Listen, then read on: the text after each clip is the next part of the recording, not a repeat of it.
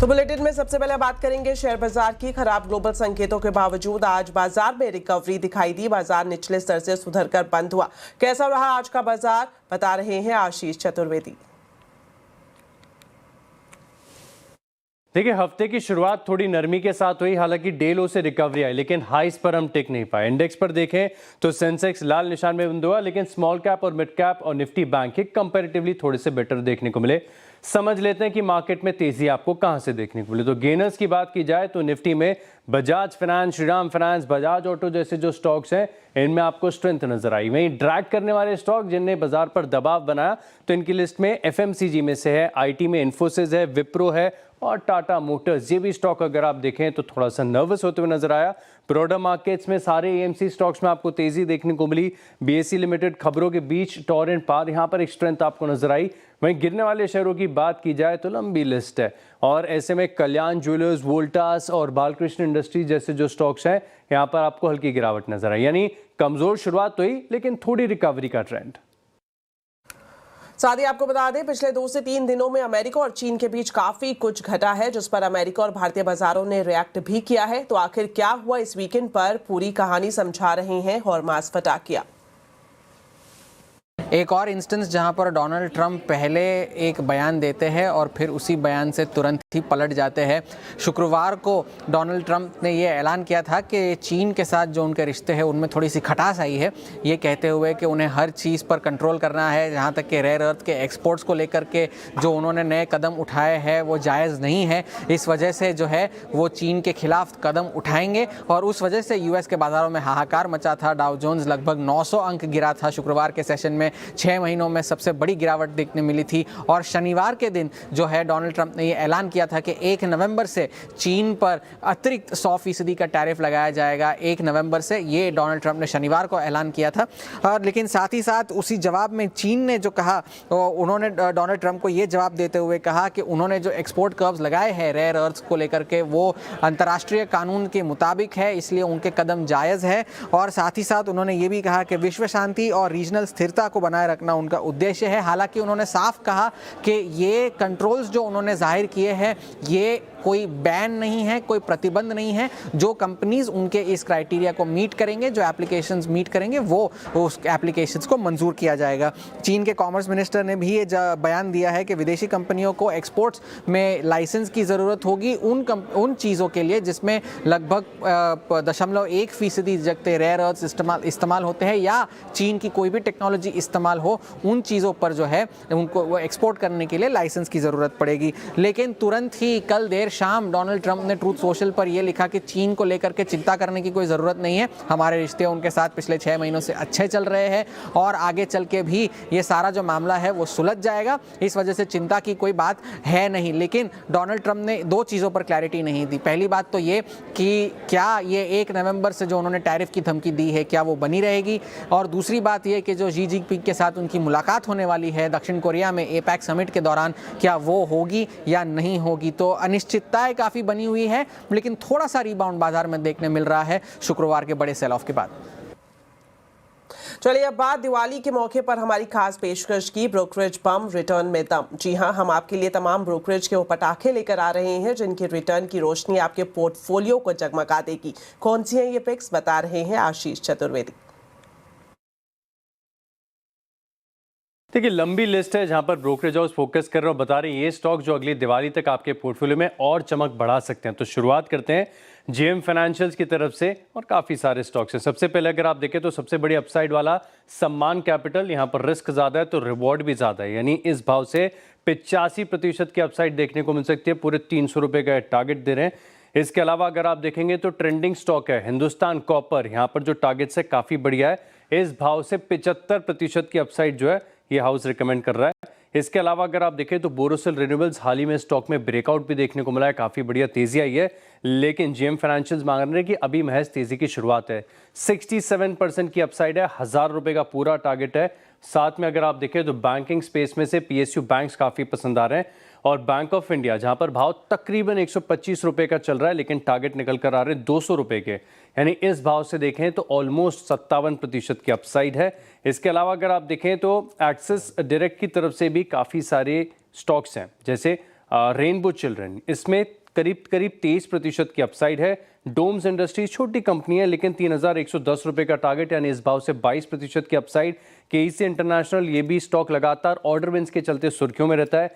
20% की अपसाइड का अनुमान यहाँ पर लगाया जा रहा है। और साथ में अगर आप देखें तो हॉस्पिटैलिटी स्पेस में मोमेंटम बड़ा स्ट्रांग है। शैले होटल 1120 का टारगेट और 19% की अपसाइड। चलिए बात करते हैं सोने चांदी के दाम की। सोना लगातार रिकॉर्ड हाई बना रहा है। एमसीएक्स पर सोना 1.25 लाख के करीब पहुंच गया। वहीं अमेरिका में चांदी भी रिकॉर्ड हाई पर है। ऐसे में सवाल ये है कि सोने चांदी में तेजी के पीछे वजह क्या है, जानते हैं मेरी सहयोगी मनीषा गुप्ता से। तो मनीषा जी, आपसे जानना चाहेंगे, लगातार हम देख रहे हैं रिकॉर्ड हाई बनाता हुआ सोना चांदी, वजह क्या है इस तेजी के पीछे?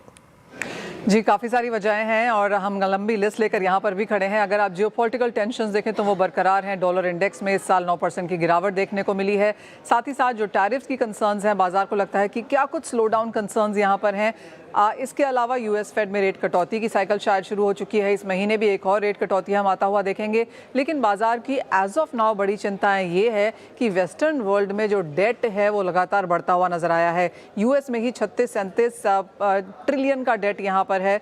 साथ ही साथ जो यूएस गवर्नमेंट शटडाउन है वो तीसरे हफ्ते में अब यहाँ पर आ चुका है। तो कस्टम्स में भी यहाँ पर कुछ कॉम्प्लिकेशंस हैं, कुछ डिलेज बनते हुए नजर आए हैं। उसका बड़ा इंपैक्ट हमने चांदी पे आता हुआ देखा है। तो अगर आप यूएस और लंदन की चांदी के प्राइसेस देखें, वहां पर एक बहुत बड़ा अंतर है। अगर बैंक बोरोइंग की बात की जाए तो बोरोइंग प्राइसेस भी यहाँ पर बहुत ज़्यादा चढ़ चुके हैं। लिक्विडिटी की चिंताएं हैं, अवेलेबिलिटी चांदी की कमज़ोर होती हुई नजर आई है। इसलिए चांदी में ज़ोरदार तेज़ी देखने को मिली, वो एक चीज़ है। लेकिन चांदी का जो प्रीमियम जो लोग यहाँ पर दे रहे हैं वो एक दूसरी हेडलाइन यहाँ पर बनी है। इंडियन मार्केट्स में सबको लग रहा था कि इतने ज़्यादा चांदी के प्राइसेस हैं, शायद लोग ना ही खरीदें। लेकिन करंट लेवल्स पे भी वो 8-10% का प्रीमियम देने के बावजूद भी लोग चांदी लेना चाहते हैं, क्योंकि अपने पोर्टफोलियो में एसेट एलोकेशन में वो अब चांदी को जगह देना चाहते हैं। तो उसका भी एक बड़ा इंपैक्ट हमने यहाँ पर आता हुआ देखा है। आपको याद दिला दें कि चांदी की जो भारत में खरीदारी होती है 95% अभी भी फिजिकल है। 4-5% जो है वो ETF के थ्रू है, डिजिटल चांदी लोग खरीदते हैं तो वो है। तो अभी भी जो फिजिकल का प्रीमियम है उसका असर हम यहाँ पर ETF एटसेट्रा में आता हुआ देख रहे हैं।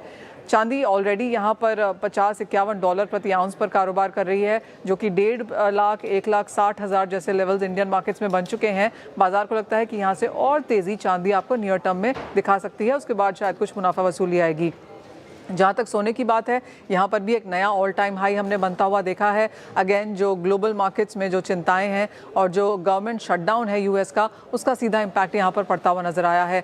और जैसे आप बात कर रहे थे यूएस और चाइना के बीच में जिस तरह की कॉन्वर्सेशन है, उसका भी एक सेफ हेवन बाइंग हमने सोने में आते हुए देखी है। लेकिन मार्केट्स को लगता है कि 4100, 4200 के आसपास अब सोना यहाँ पर थोड़ी सी रेजिस्टेंस आगे जाकर दिखा सकता है। जी, बहुत बहुत शुक्रिया मनीषा जी इस पूरे एनालिसिस के लिए। तो धनतेरस और दिवाली पर सोना चांदी की जमकर खरीदारी होती है, लेकिन इस बार दोनों कमोडिटीज में महंगाई की आग लगी हुई है। तो इस दिवाली खरीदारी में क्या समझदारी रखनी चाहिए, जानने के लिए जरूर देखिए आज का कंज्यूमर अड्डा शाम 5:57 पर। चलिए अब आपको एक एक्सक्लूसिव खबर बता दें, खासतौर पर HAL से जुड़ी हुई ये खबर है। 17 अक्टूबर को HAL की नासिक यूनिट से लाइट कॉम्बैक्ट एयरक्राफ्ट MK-1A की पहली फ्लाइट का रोल आउट होने जा रहा है। इस बड़ी खबर पर पूरी जानकारी दे रहे हैं लक्ष्मण रॉय। दरअसल HAL के लिए light combat aircraft mark 1A की उत्पादन क्षमता बढ़ाने की तरफ ये 17 तारीख एक बड़े ऐतिहासिक दिन साबित हो सकता है, क्योंकि इसी दिन, जी हां, 17 अक्टूबर को HAL के नासिक यूनिट से light combat aircraft mark 1A के नए प्रोडक्शन लाइन से पहली फ्लाइट रोल आउट होगी।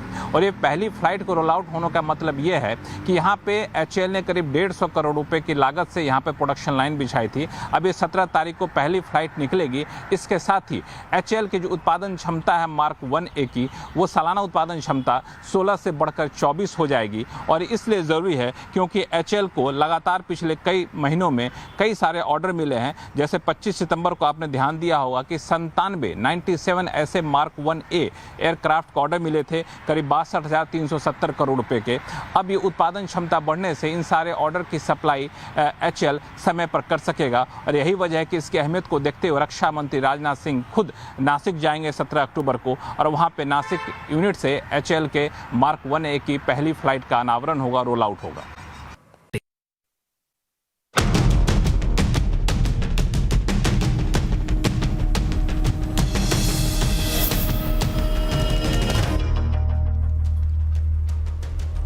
ब्रेक के बाद आपका स्वागत है। गाजा शांति समझौते में हिस्सा लेने के लिए अमेरिका के राष्ट्रपति डोनाल्ड ट्रंप इजराइल पहुंच गए हैं। बेन गुरियन एयरपोर्ट पर ट्रंप का स्वागत इजराइल के राष्ट्रपति और प्रधानमंत्री ने किया। इसके बाद वो पीएम बेंजामिन नेतन्याहू के साथ एक ही गाड़ी से यरूशलेम पहुंच गए। शांति समझौते से पहले हमास ने सभी 20 बंधकों को छोड़ दिया। ट्रंप इजराइल में बंधकों के परिवार से भी मिले। ट्रंप इजरायली संसद को भी संबोधित करेंगे और इसके बाद वो मिस्र जाएंगे और मिस्र में शर्म अल शेख में गाजा शांति समझौते पर हस्ताक्षर होंगे। ट्रंप मिस्र के प्रेसिडेंट अब्देल फतेह अल सीसी के साथ इस समारोह की अध्यक्षता करेंगे। आपको बता दें, इसे मिडल ईस्ट पीस समिट का नाम दिया गया है। भारत की तरफ से विदेश राज्य मंत्री भी इस समारोह में हिस्सा लेंगे। इस समिट में दुनिया भर के 27 देशों के नेताओं के हिस्सा लेने की उम्मीद है। साथ ही आपको ये भी बताना चाहेंगे कि 2023 में 7 अक्टूबर को इजराइल पर हमास के हमले से शुरू हुए युद्ध ने इजराइल, फिलिस्तीन, लेबनान और ईरान समेत मिडल ईस्ट के कई देशों को चपेट में ले लिया था। चलिए अब बात करते हैं बिहार चुनाव की।